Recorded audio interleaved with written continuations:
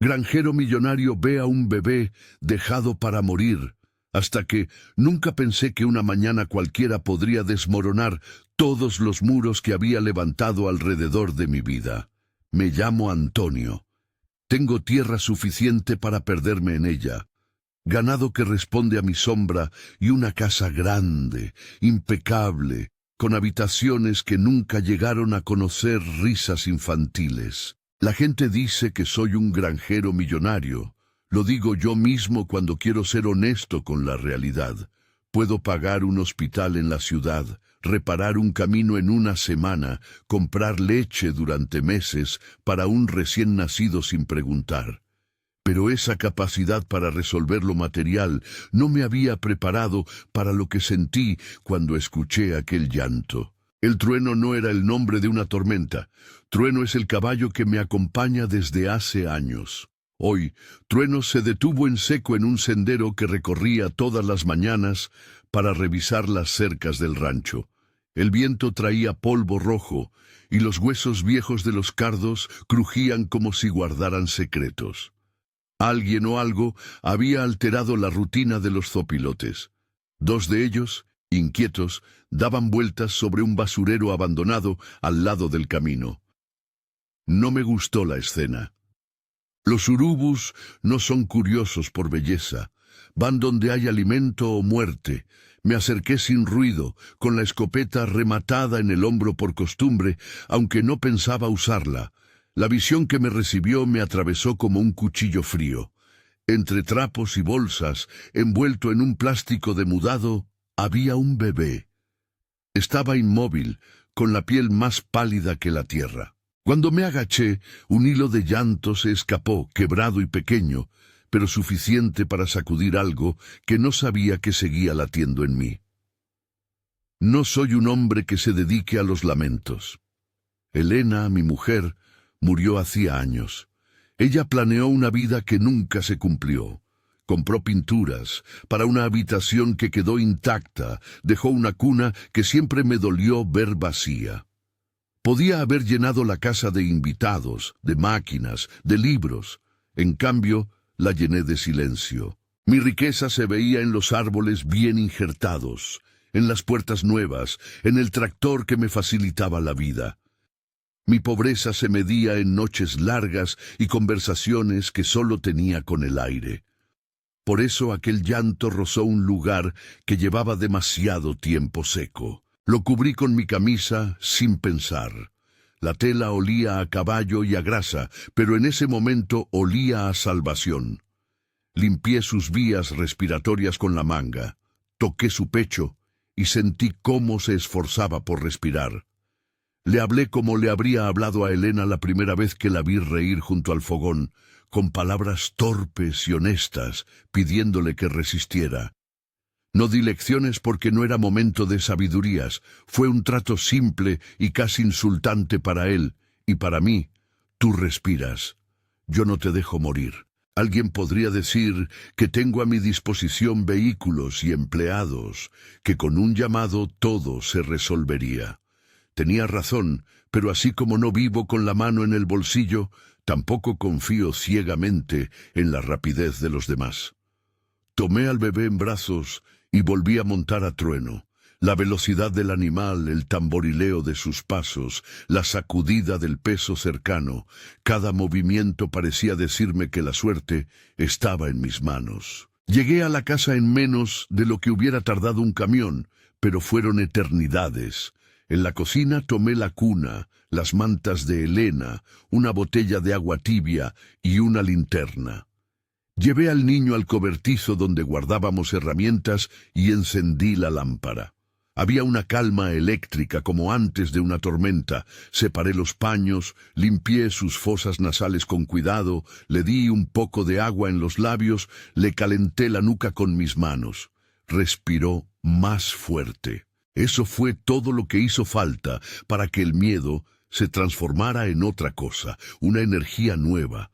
Una obligación que no pedí, pero que acepté sin pestañear. Sabía que debía llevarlo al hospital. Sé que suena paradójico.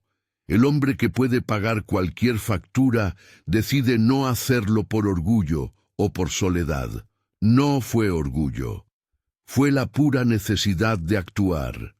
Me vestí con las botas embarradas, agarré las llaves de la vieja Ford que solo uso en el rancho, y con el bebé envuelto contra mi pecho, me fui a través del polvo hacia la carretera. Trueno, todavía inquieto, siguió a unas cuadras. Fui dejando un rastro de tierra y un zumbido que no se calmaba en mi garganta. La ciudad me recibió con su habitual indiferencia. En las salas de urgencias hay un orden que yo respeto, aunque no siempre lo comprenda. Una enfermera joven me recibió y cuando vio al niño, olvidó por un segundo el protocolo y se volvió madre. Me llevaron al área de pediatría y allí todo se volvió un circo de manos expertas. Camilla pequeña, luz blanca, olores que mezclaban jabón y tensión. Dejé de esconder la verdad. Dije que había encontrado al bebé, que lo había salvado de la intemperie, que quería que lo atendieran. No preguntaron por el dinero. Me senté en una silla dura y observé a esa criatura que chillaba y callaba en ráfagas, abrigado por manos que no eran las mías. Los médicos me explicaron lo que podían comprobar con rapidez. El bebé estaba deshidratado, tenía signos de exposición y había perdido peso desde su nacimiento. Con cuidados podría recuperarse. Me hablaron de pasos a seguir, de notificaciones obligatorias, de la intervención de la trabajadora social y del DIFE. Escuché las palabras legales como si fueran una canción en otro idioma. Me ofrecí a cubrir los gastos del hospital, a que el niño quedara ingresado hasta recuperarse. Mi oferta no era un truco, era la lógica de alguien que desperdició tiempo en algo que hoy veía como urgente, la tutela de otro ser. Por obligación, la enfermera llamó a una trabajadora social. Su nombre era Rosa. Llegó con un portátil, una libreta y una mirada que quiere ayudar y que al mismo tiempo sabe que hay límites. «Tenemos que abrir expediente», dijo en voz neutra. «Habrá diligencias policiales. No puedo prometer nada en este momento». Lo dijo con respeto, sin la frialdad de quien juzga. Le conté cómo hallé al bebé, cómo había traído mantas desde la casa, cómo sentí que no podía dejarlo allí. Ella tomó notas, hizo preguntas prácticas, pidió mi identificación y con delicadeza me tomó los datos, como si la formalidad pudiera asignar afectos. Mientras esperábamos, me permití mirarlo con calma. Cerró los ojos en mi brazo como si, por fin, hubiéramos encontrado un lugar donde descansar. Evité pensar en la posibilidad real de que el Estado lo reclamara para un albergue, no por miedo a perderlo, sino por el peso que esa pérdida generaría en mi vida. No sabía cuidarlo, no sabía cómo alimentar a un bebé de pecho, ni cómo calmar un llanto que no es de caballo ni de viento. Pero una fuerza nueva emergía en mí, una mezcla de miedo, de responsabilidad y de algo parecido a esperanza. Si me hubieran pedido una sola cosa, habría sabido qué responder. Me lo llevo. La trabajadora social me explicó que, en casos de abandono, lo normal era que el proceso comenzara con la búsqueda de la madre. Si no aparecía un familiar, el niño podía entrar en un sistema de tutela temporal mientras se evaluaba un hogar sustituto. No dijo la palabra adopción con liviandad. La utilizó como quien manipula piezas de un rompecabezas que ningún corazón debería tener que armar. Le dije que disponía de recursos para cuidar del niño, que mi casa tenía una habitación que mi esposa había dejado lista y que había personas que podían ayudar. Ella hizo la anotación correspondiente. «Posible alojamiento temporal», escribió, y me preguntó si tenía interés en formalizar esa situación más adelante. Por primera vez en años, pensé en firmar papeles por algo que no fuera una venta o una compra de ganado. Firmar por un nombre que todavía no existía. La idea me aterrorizó y me dio alivio a la vez. Pregunté por los tiempos, por lo que implica presentarse como un posible tutor, por la posibilidad de que, si la madre aparecía, reclamara al menor. Rosa no me engañó. «Existe la posibilidad», dijo. de que la madre biológica pueda pedir reposición. Nuestro trabajo es velar por los intereses del niño. Sus frases estaban llenas de cuidado profesional y de límites burocráticos. Yo asentí. No tenía miedo del papel. Mi miedo era de lo que sucedería si no hacía nada. Antes de que pudiera tomar una decisión definitiva, llegó la noticia que enmudeció la sala. El niño necesitaba una pequeña intervención para estabilizar su temperatura y ser alimentado con un suero adecuado. Las enfermeras me explicaron que debía permanecer en observación por lo menos 24 horas. Fue como si un temporizador se activara en mi pecho. 24 horas en las que podía perderlo o en las que podía empezar a construir algo. Mientras firmaba un consentimiento para un procedimiento médico menor, sentí las manos de Elena en mi memoria, esa presencia difusa que no es voz, sino certeza. Recordé la cuna pintada en azul y verde que ella había comprado con la esperanza cuando creíamos que un hijo podría llegar. Esa habitación era ahora, de repente, más que una pieza de mobiliario sin uso.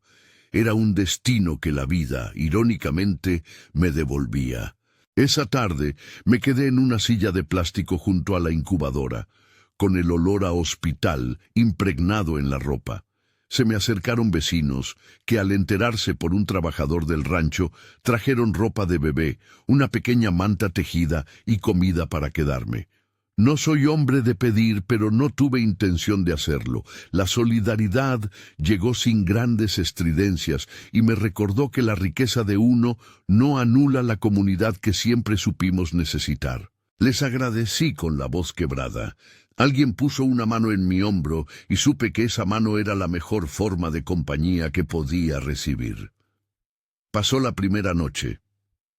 Dormí en una silla rota que alguien colocó junto al cuarto de atención pediátrica. Tuve sueños fragmentados. Elena tocando la cuna, una lluvia que limpiaba los caminos, y por debajo, la sensación de que algo todavía no estaba seguro. En la madrugada me despertó un llanto distinto. No era el llanto débil del abandono, sino el sonido vigoroso de alguien que había decidido vivir. El bebé había reaccionado a la medicación y al calor del incubador. Sus mejillas recuperaban color. No fue un milagro, fue el trabajo conjunto de manos con experiencia y de una decisión mía de traerlo. Sentí un alivio que me dejó exhausto, y por primera vez en mucho tiempo, lloré sin pudor. A la mañana siguiente, Rosa volvió con noticias. Habían hecho las llamadas necesarias y la policía había abierto una investigación.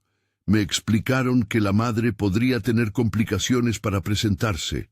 Podía estar en un lugar remoto o ser víctima de una situación que la impidiera. Escuché la palabra vulnerabilidad más de una vez. Rosa habló con respeto de la necesidad de buscarla antes de tomar decisiones definitivas. De nuevo, la palabra definitiva pendía sobre mí como un faro que no quería alcanzar. Le dije que, mientras tanto, podía acoger al niño en mi casa. Ella tomó mi oferta, la valoró y dejó constancia. No era una adopción oficial, pero sí un permiso para que el pequeño permaneciera fuera del hospital, mientras se completaban las diligencias. Volví al rancho con el corazón pesado y una caja con ropita pequeña que me había dado una enfermera. El tractor parecía menos atronador. Los perros olfatearon al recién llegado y se acercaron con curiosidad. Pasé por la habitación que Elena había preparado. Las paredes seguían con los colores que ella había elegido. La cuna todavía estaba en el mismo lugar. Unas fotos en blanco y negro reposaban sobre la mesita de noche. Limpié el polvo sin pensar en la simetría. Moví la cuna hacia la ventana para que entrara la luz de la tarde. Puse encima la manta azul que había traído del hospital. Abrí la ventana y miré los potreros. Por primera vez en años, la casa dejó de ser un mausoleo de recuerdos y empezó a tener la posibilidad de ser otra cosa, un hogar. Preparé un cuarto de baño para las necesidades del bebé, puse un calentador pequeño, ordené pañales y biberones. El dinero facilitó las cosas. Llamé a un proveedor y en una hora ya había llegado lo indispensable. La riqueza me permitió mover una montaña de cosas materiales sin esfuerzo. Lo que no podía comprar era la calma que se instala cuando alguien te llama papá por accidente. Me senté en la mecedora y observé la cuna. Me sentí culpable por haber deseado en silencio que la vida me hiciera este regalo. La culpa duró lo que una respiración. Luego la responsabilidad la reemplazó. No es lo mismo amar por obligación que por elección. Y yo elegí. Esa noche, mientras el rancho se iba quedando en sombras, alguien golpeó la puerta. Al principio pensé que era algún trabajador que había olvidado algo, o tal vez un vecino que venía a preguntar por el niño. Abrí y vi a una mujer empapada, la ropa pegada al cuerpo, la cara marcada por la lluvia y por algo más antiguo, por la fatiga de sobrevivir. Tenía moretones en el rostro, pero no de esos que se ven con espectáculo. Eran señales de una vida que no encontró salida. Sus ojos buscaban no un refugio, sino una salida hacia algo que no lograba nombrar. «Por favor», dijo con la voz temblante, «¿puede ayudarme?» No conocía su nombre aún. Tenía las manos temblorosas y una forma de mirar que pedía, sin pedir, que no la miraran como un problema, sino como persona. Detrás de ella, el viento se llevó un trozo de cielo y la noche se cerró como una amenaza. En ese instante, supe que mi vida había dejado de pertenecerme por completo. Ya no era solo el granjero que podía pagar facturas. Era un hombre que había decidido responder al llanto de un bebé y cuyo hogar, contra todos mis planes, podría convertirse en algo distinto, en el lugar donde otros buscarían refugio. Mientras la mujer se recostaba en el dintel, algo crujió en la distancia, un sonido metálico que puede ser un tractor, un portón, quizá un motor que se acerca. Mis dedos rodearon el marco de la puerta como si fueran pequeñas raíces que me anclaran. La mujer se cubrió con una manta que saqué de la sala y la envolví sin ceremonias. Ella abrió la boca para decir su nombre. Antes de que pudiera terminar, una voz grave rompió el aire desde la oscuridad del camino. Un grito, fuerte, masculino, no familiar. Era una amenaza que venía envuelta en rabia y pasos pesados, y que sabía cómo cruzar la distancia entre un corazón y la noche. La mujer me miró con ojos que imploraban. Su respiración era corta, como la de alguien que huye de algo que no se detiene en palabras. En ese segundo, comprendí que lo que había hecho por el bebé no era un acto aislado. Era la primera ficha de una cadena que conectaba abandono, violencia y la posibilidad de sanar. Recordé la advertencia de Rosa. Podrían aparecer otros nombres, otras historias. No imaginé que esas historias tocarían a mi puerta con zapatos lodosos y una mano temblorosa. No tuve tiempo de pensar en los límites legales, en la protección que los papeles podían darme, en el riesgo que implicaba abrir la casa a un extraño. Hice lo que sabía hacer de forma instintiva. Abrí la puerta de par en par y la invité a entrar. La noche, el llanto que todavía resonaba en la cuna y la sombra que venía desde la distancia se mezclaron en una promesa tácita. Alguien más necesitaba cobijo. Mientras la mujer se sentaba en la mecedora que había sido de Elena y yo cerraba la puerta detrás de nosotros, el sonido en el sendero se transformó en algo más claro. Voces, pasos apresurados y un gruñido que prometía no descansar. Esa fue la última imagen que tuve antes de que la noche decidiera quedarse con nosotros. La casa grande, la cuna lista, el bebé dormido con un latido firme, la mujer con moretones buscando una mano amiga y en la distancia una figura que no venía en son de paz. En mi pecho, la mezcla de monedas y silencio, de privilegio y abandono, empezó a latir con fuerza diferente. Tenía recursos para cuidar de quien lo necesitara. Tenía miedo, y por primera vez en muchos años, la certeza de que la vida no volvería a ser la misma. Si esta historia te está conmoviendo, quédate conmigo. Lo que sigue no es solo una secuencia de hechos. Es una prueba de cómo se construyen las familias donde menos se esperan. La puerta seguía temblando en mis manos cuando oí los pasos acercarse por el sendero. No eran vacas ni el zumbido del tractor, eran pasos humanos, rápidos, llenos de intención. Cerré la cerradura detrás de nosotros con la mano que no soltaba la manta, y dije, sin pensar demasiado en las consecuencias, que se quedara donde estaba, que nadie le haría daño dentro de mi casa. Ella asintió con la cabeza como si ese gesto fuera la certeza más grande del mundo. El gruñido en la noche se hizo más claro. Un motor, voces y luego una figura que apareció entre la lluvia cubierta de barro y rabia. No es agradable describir a un hombre así. Hay descripciones que humillan y otras que sirven para que lo que venga después tenga sentido. Él llevaba un abrigo raído, las manos grandes y una mirada que conocía cómo convertir el miedo en respuesta rápida. No preguntó, exigió. Dijo algo que sonó a propiedad, a derecho violento sobre alguien que no tenía ni fuerzas ni voz para oponerse. Roja de ira, rompió la calma con palabras que siempre huelen a control. ¿Dónde está ella? ¿Qué hiciste con mi mujer? La mujer que había llamado refugio se encogió junto a mí, respirando con la rapidez de quien tiene el cuerpo acosado por memorias. Le dije, con la voz que me quedó tras tantos años, que estaba allí y que nada le haría.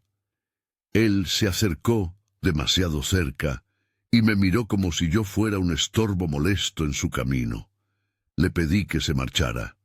No fue elegante, no fue diplomático, fue una orden nacida de la necesidad. Él rió, una risa que no trae humor, sino la confirmación de lo que ya se sabía, que algunos hombres creen que la fuerza les otorga derechos. En un segundo pensé en llamar a la policía. En un segundo pensé en la distancia y en lo que demoraría un patrullaje hasta llegar al rancho. Pensé en mi Ford vieja, en mi teléfono que a veces perdía señal en la loma. Y pensé en la cuna, en el sonido nuevo que salía del cuarto, algo así como esperanza encarnada en un recién nacido. No medité más. Puse mi mano en la culata de la escopeta que colgaba en el gancho por costumbre y hablé despacio, como quien ofrece la última salida honorable.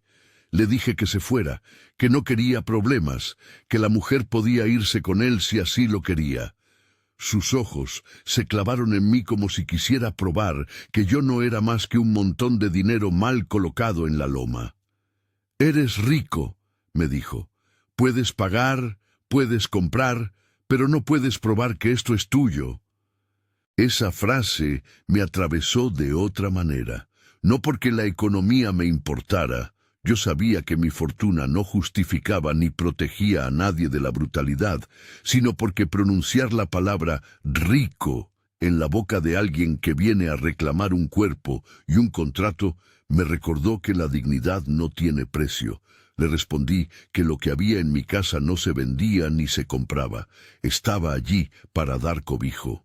Él dio un paso más, indignado, y en su mano asomó algo metálico, un objeto que no necesitaba pronunciar para que supiéramos ambos de qué se trataba.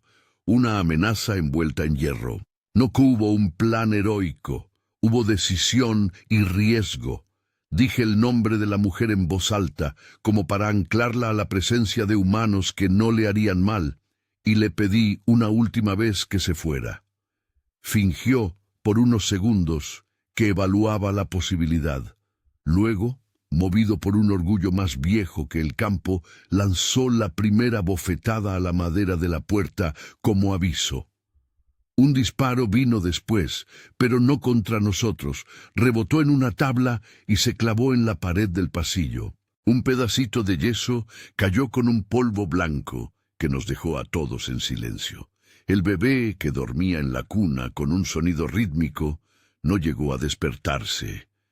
Ese ruido fue, sin embargo, una línea que dividía todo lo que había sido mi noche de lo que sería mi vida. No es la intención glorificar la violencia, ni presentar el hecho como una epopeya. Fue miedo, fue peligro, fue la certeza de que alguien podía venir a poner en riesgo lo que recién había comenzado a latir. Respondí de la manera más sucia y honesta que conozco. Agarré de nuevo la escopeta, la apoyé en el marco y apunté al suelo, sin intención de usarla, solo para que supiera que también existía resistencia en ese rancho. Le dije con la voz rota pero firme que se marchara o estaríamos obligados a hacer lo que no queríamos. Quizá fue la presencia de un hombre que ya no estaba dispuesto a perder lo que empezaba a amar, o quizá fue miedo. Él retrocedió, tosió una advertencia y dio media vuelta perdiéndose entre la lluvia. Esa noche no dormimos. Tuvimos la compañía de sombras que venían a confirmar que el mundo era inhóspito. Llamé a la policía desde una caseta vieja junto a la cocina. La señal fue intermitente, pero lo suficiente para dejar constancia de lo sucedido. Cuando llegaron, tardaron más de lo que me gustaría decir. Vinieron 2 patrullas, caras cansadas y preguntas protocolares. Tomaron declaración, hicieron ruidos de teléfono y prometieron patrullaje. No fue una promesa heroica, pero fue algo práctico. Un informe policial, un número de expediente, alguien que pudo ver el agujero en la pared y anotar lo que para mí era una herida en la casa. Al día siguiente, mientras un alba tímida intentaba levantar la neblina, llamó al hospital una mujer que se presentó como Juana. Su voz era quebrada y tenía la prisa en cada palabra. Dijo que había visto el aviso en la clínica de la cabecera, que había sabido por rumores que el niño estaba vivo. Quise creerle de inmediato, pero no es prudente creer sin preguntar. La trabajadora social, Rosa, me dijo que la ley obliga a localizar a la madre, darle la oportunidad de explicar, y si la situación lo requería, valorar la custodia. Fue con esa prudencia que la invitaron a pasar al hospital, no para juzgar, sino para escuchar. La conocí en la sala de espera, con el pelo aún húmedo y la mirada que no miraba al frente. Tenía la ropa sencilla de quien ha dormido en bancos, de quien espera que el mundo la saque del trance del abandono. Traía consigo una bolsa pequeña, con algunas prendas de bebé y un papel arrugado. Sus manos temblaban. No es justo resumir a una persona a sus heridas, pero sí es necesario decir que al mirarla no encontré a una villana.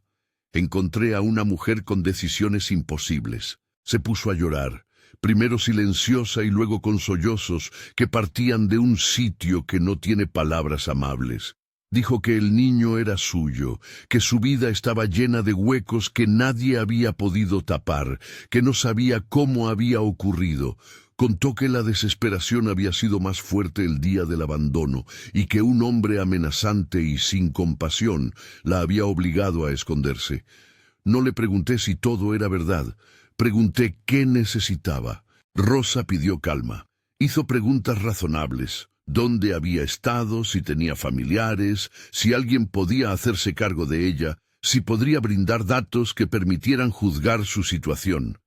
Ella habló con cuidado de la pobreza, de la falta de opciones, y sin justificar el abandono, planteó que muchas decisiones que parecen frías nacen del frío más profundo de la necesidad.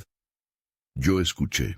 Sentí de nuevo que entre la riqueza de mis herramientas y la pobreza de sus posibilidades había una grieta que no se llenaba con dinero.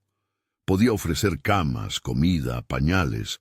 No podía devolverle el tiempo perdido ni las opciones que la vida le había negado. El proceso, como me habían advertido, no fue sencillo.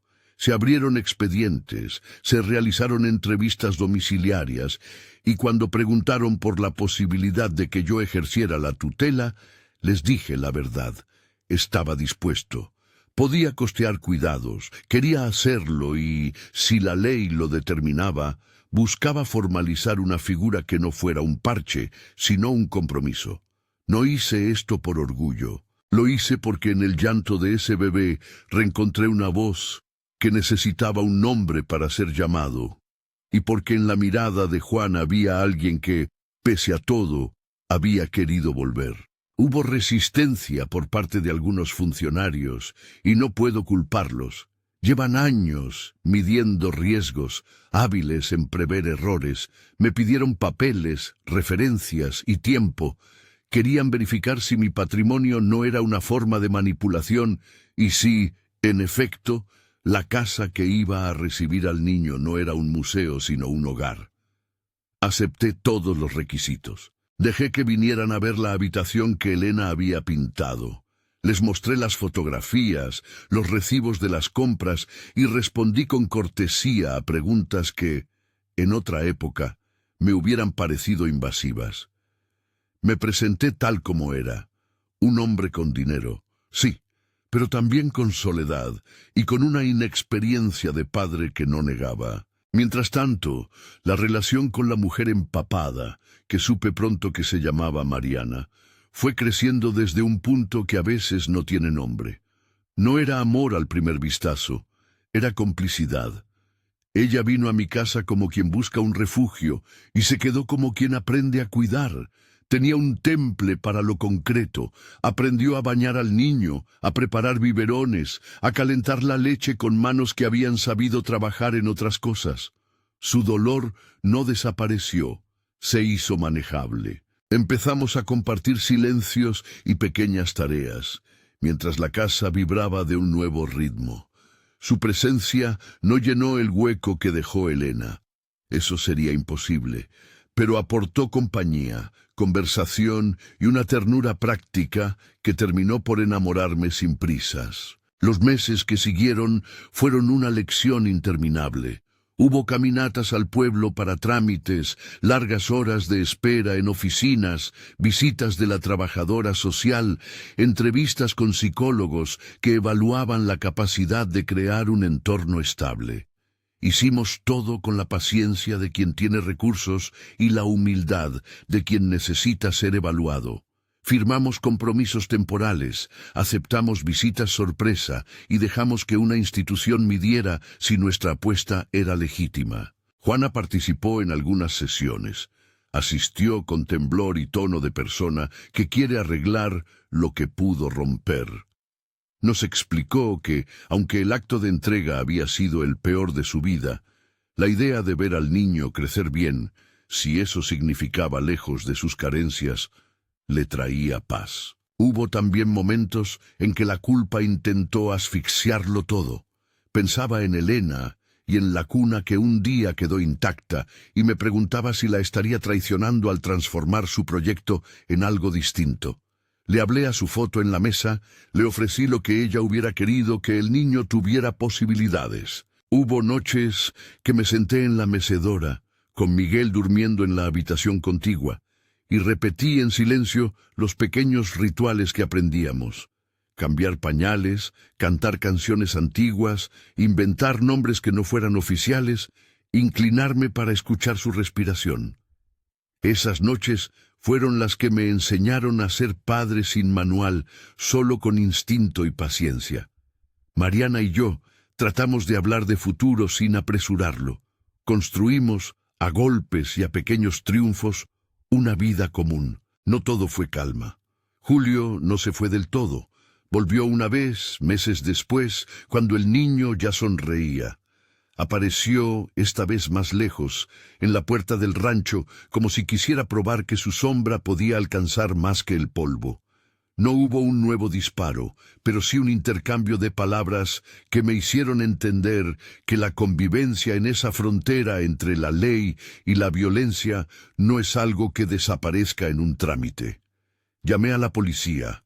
Esta vez llegaron antes. La presencia de uniformes y reportes fue útil en un sentido práctico. Dejó claro en un papel que la seguridad había sido quebrantada y que existían antecedentes. Julio fue puesto en un proceso penal mínimo por amenazas. No lo encarcelaron por mucho tiempo, pero sí dejó registro. No era una venganza, era poner en manos de algo mayor a un problema que no debía resolverse entre personas con armas y sin acuerdos. Con el tiempo, Juana tomó una decisión que no fue fácil. Después de varias entrevistas y de ver al niño en manos que le demostraban cuidado, acudió a la trabajadora social y, entre sollozos contenidos, dijo que no estaba en condiciones de ofrecerle la vida que quería para él. Lo dijo sin alfileres y con una dignidad que no hubiera esperado en una mujer que había sido empujada a la orilla.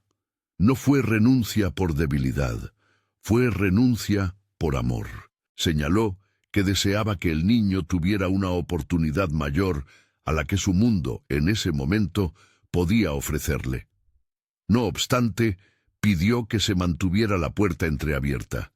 Quería saber que no lo perdía del todo, que su historia con él no terminaba en un papel firmado.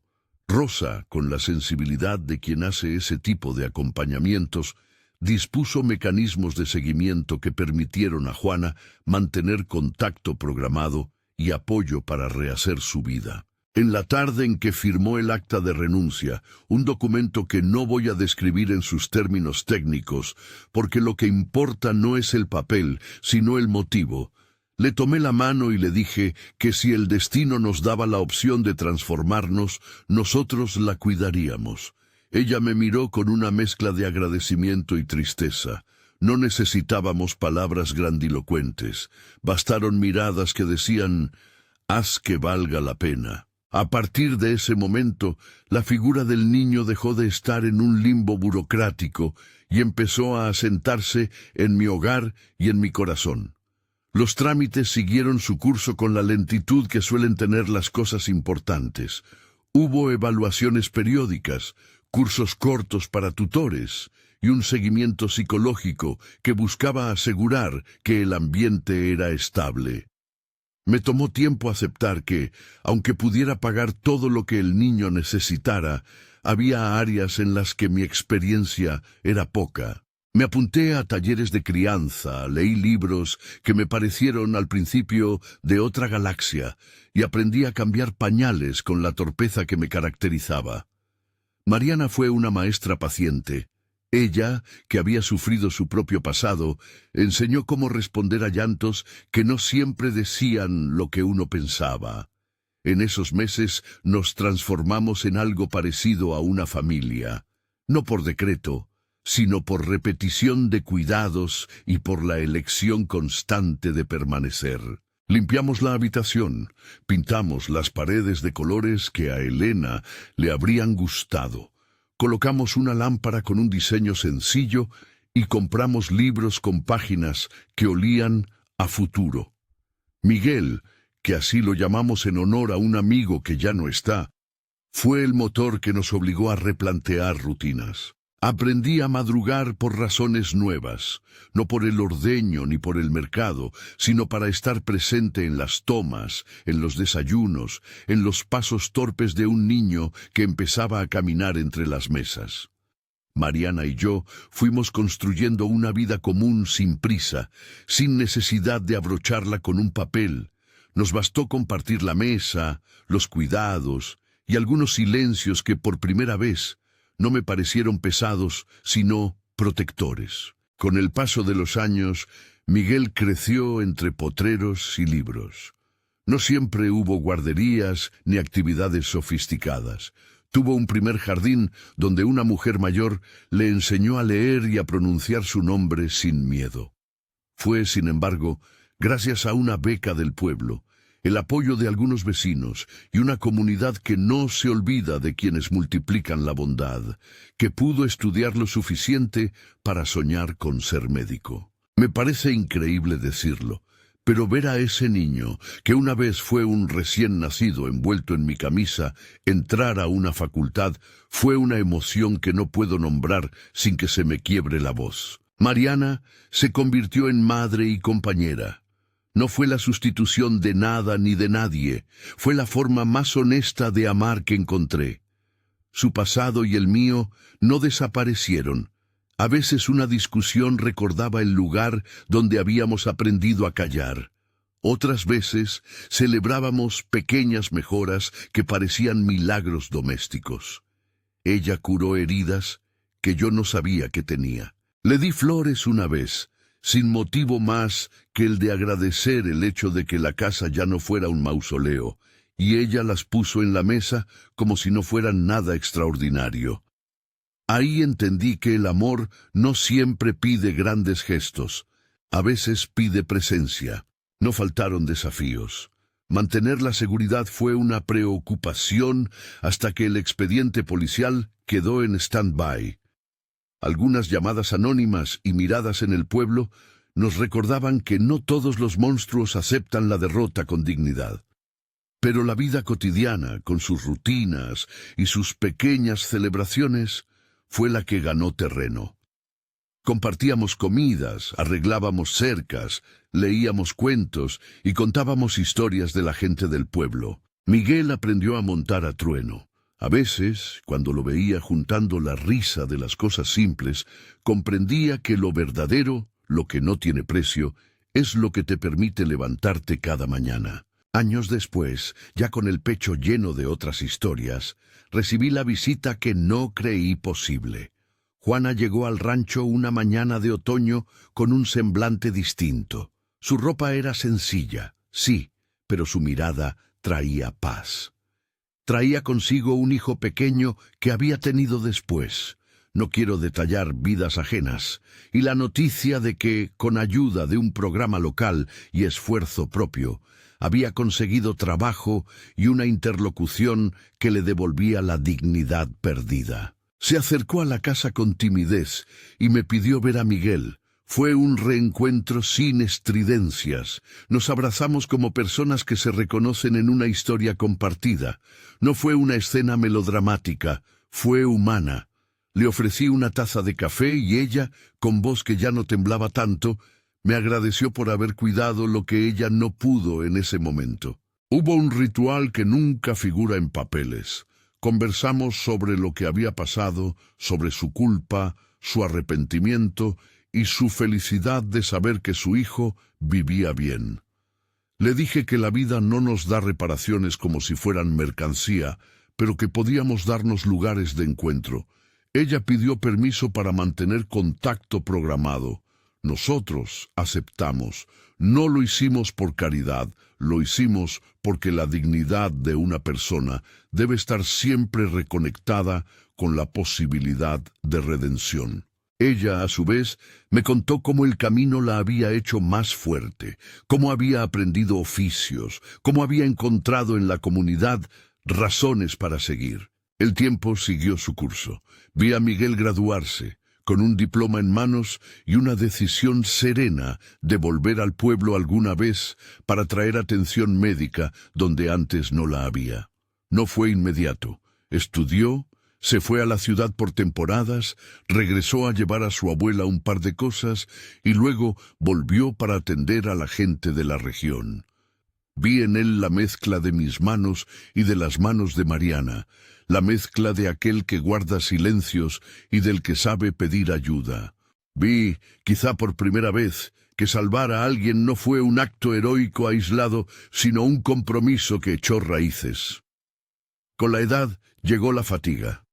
Mi cuerpo, acostumbrado a largas jornadas, empezó a pedir tregua. Aprendí a aceptar la lentitud como un nuevo tipo de normalidad. Algunas veces me venía una tos que duraba días, otras una fatiga que no desaparecía con sueño. Supe que el día llegaría y no lo temí. No porque tuviera prisa por irme, sino porque mi vida estaba ordenada en la idea de que había cumplido. Estaba en paz con lo que había hecho y no hice más grandes promesas que la de estar presente hasta donde pudiera. En las últimas semanas de mi vida, me senté mucho en la mecedora, sentía el peso del tiempo en las manos y la satisfacción de haber convertido mi riqueza material en un capital de cuidado. Miguel, ya médico, venía a verme con regularidad. Mariana nunca me dejó solo. A menudo hablábamos de Elena, su risa, su manera de dejar notas en los cajones y aquella cuna inmensa que al final no fue un objeto, sino un puente. Juana en ocasiones llamaba para preguntar por mí. Su voz había recuperado una ternura que me hacía pensar que, a veces, las decisiones difíciles pueden abrir puertas. Una tarde, con la luz cayendo en ángulo sobre la mesa y las cortinas moviéndose apenas, me llamó Miguel a la habitación y me sentó en la cama. Sonrió con esa seriedad de quien ha visto mucho y aprendido a cuidar. Me tomó la mano, como si quisiera que las cosas fueran simples, y me dijo que me quería. No fue algo novelesco, fue la pureza de una frase que vale tanto como todas las respuestas. Le dije que yo también lo quería y que estaba orgulloso de lo que había hecho. Le pedí un favor pequeño, cuidar de Mariana, de la casa y de las cosas que pertenecían al rancho. Él prometió con ojos de médico y corazón de hijo adoptivo que vigilaría todo. En mis últimas horas hubo un silencio que no asusta. Fue una pausa que supe llenar con recuerdos. Pensé en Trueno y en cómo el caballo me llevó la primera vez que fui a ver el basurero. Pensé en Elena y en la cuna, pensé en Juana, en Mariana y en los vecinos que trajeron mantas cuando más lo necesitábamos. No hubo milagros, solo el amor de personas que eligieron estar presentes. Dije, casi sin voz, una oración breve. Gracias por lo que fue y por lo que quedó por hacer. No pedí promesas imposibles, pedí fuerzas para los que quedaban. Cerré los ojos y sin lamentos dejé que el silencio me llevara. Cuando me fui, la casa no quedó vacía. Quedó llena de vida que alguna vez estuvo en pausa. Miguel siguió su camino de médico con la misma consigna que lo hizo volver, atender a los suyos. Mariana transformó la cocina en el epicentro de muchas cosas, desayunos, reuniones comunitarias y consultas informales.